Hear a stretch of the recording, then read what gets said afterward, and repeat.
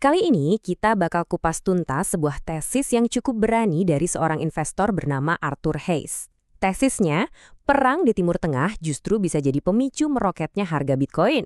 Kedengarannya gila kan? Nah, mari kita telusuri logikanya bareng-bareng. Oke, pertanyaannya simple. Apa sih kesamaan antara olahraga ski ekstrim di gunung salju sama dunia pasar keuangan? Kelihatannya nggak ada hubungannya sama sekali ya. Tapi menurut Hayes ada satu kesamaan yang krusial banget yang bisa berujung pada keuntungan besar atau kerugian total. Menurut Hayes, jawabannya adalah bahaya yang nggak kelihatan, yang mengintai tepat di bawah permukaan. Sesuatu yang disebut lapisan lemah yang persisten. Dan dia berpendapat, lapisan tersembunyi ini nggak cuma ada di salju loh, tapi juga ada di jantung sistem keuangan global kita. Mari kita bedah lebih dalam. Dalam dunia ski, lapisan lemah yang persisten ini adalah mimpi buruk. Bayangin, ini adalah lapisan salju yang nggak stabil, terkubur dalam banget, dan bisa tidur selama berbulan-bulan. Dari luar semuanya kelihatan aman-aman aja. Terus ada satu pemicu kecil, dan boom! Seluruh lereng gunung longsor. Ini bahaya banget, karena kita nggak pernah tahu kapan itu bakal terjadi. Nah, disinilah teorinya Hayes jadi menarik banget. Dia pakai metafora longsoran salju ini dan langsung menerapkannya ke geopolitik. Coba lihat tabel ini. Tatanan global kita ini ibarat tumpukan salju raksasa. Dan coba tebak apa lapisan lemahnya? Yap, Timur Tengah.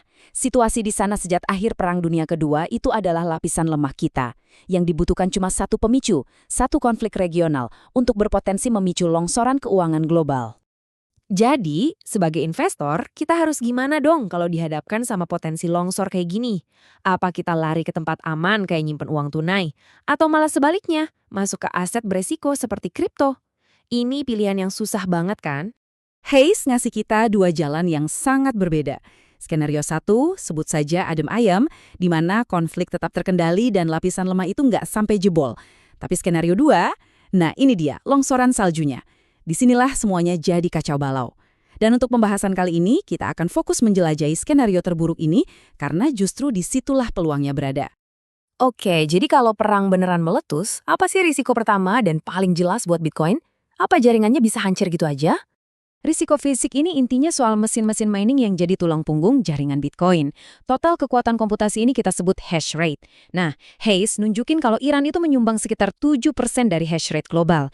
Jadi, kalau Iran tiba-tiba lumpuh total, apa yang bakal terjadi? Tapi, kehilangan 7% dari jaringan itu ngaruh banget nggak sih? Analisis ini nunjukin kalau sejarah udah ngasih jawabannya. Ternyata nggak juga. Sejarah ngasih kita perspektif yang luar biasa di sini. Coba lihat grafik ini. Kalau Iran offline, kita mungkin kehilangan sekitar 7% hash rate. Tapi, ingat gak tahun 2021 waktu Tiongkok ngelarang mining, jaringan itu kehilangan 63%, hampir 10 kali lipatnya. Dan apa yang terjadi? Jaringan pulih total dalam waktu kurang dari setahun. Ini bukti betapa kuat dan tahan bantingnya jaringan Bitcoin yang terdesentralisasi. Jadi, intinya resiko fisik bisa dibilang kecil banget. Oke, sekarang kita lanjut ke resiko berikutnya yaitu energi. Risiko besar kedua ini bukan soal hancurin mesin Bitcoin-nya, tapi soal mencekik sumber energi yang jadi bahan bakar dunia kita. Nah, ini inti argumennya Hayes. Bitcoin adalah energi yang tersimpan dalam bentuk digital. Coba pikirin deh, butuh energi super besar buat nambang Bitcoin. Artinya apa? Nilai Bitcoin itu terikat sama harga energi. Jadi kalau perang bikin harga energi meroket, kira-kira apa yang terjadi sama harga Bitcoin? Buat nebak masa depan, kita harus lihat ke belakang dulu kan. Nah, analisis ini ngajak kita balik ke krisis energi tahun 70-an. Dan pelajaran dari tahun 70-an itu jelas banget. Bisa dilihat di sini.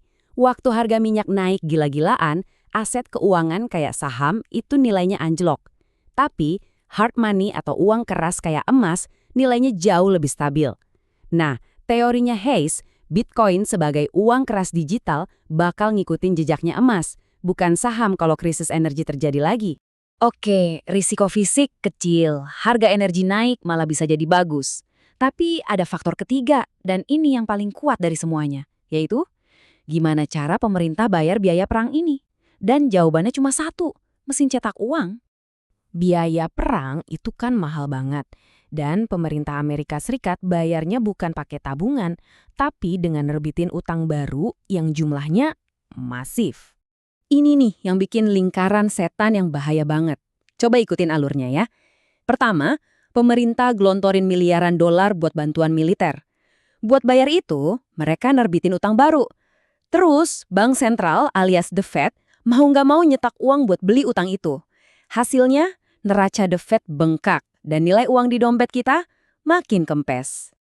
Terus, gimana performa Bitcoin di tengah situasi cetak uang kayak gini? Angkanya benar-benar bikin melongo. Sejak Bitcoin ada, performanya udah ngalahin pertumbuhan neraca The Fed yang jadi tolok ukur cetak uang mereka sebesar 25.000%.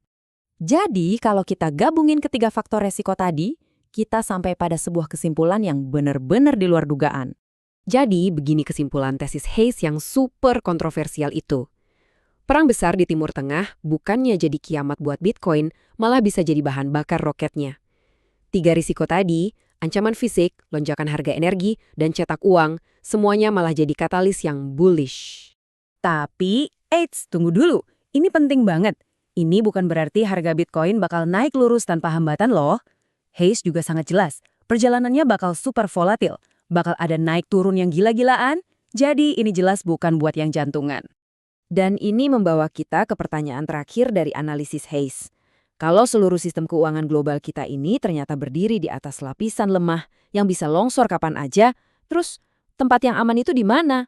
Jangan-jangan risikonya justru bukan karena kita punya Bitcoin, tapi karena kita nggak punya sama sekali.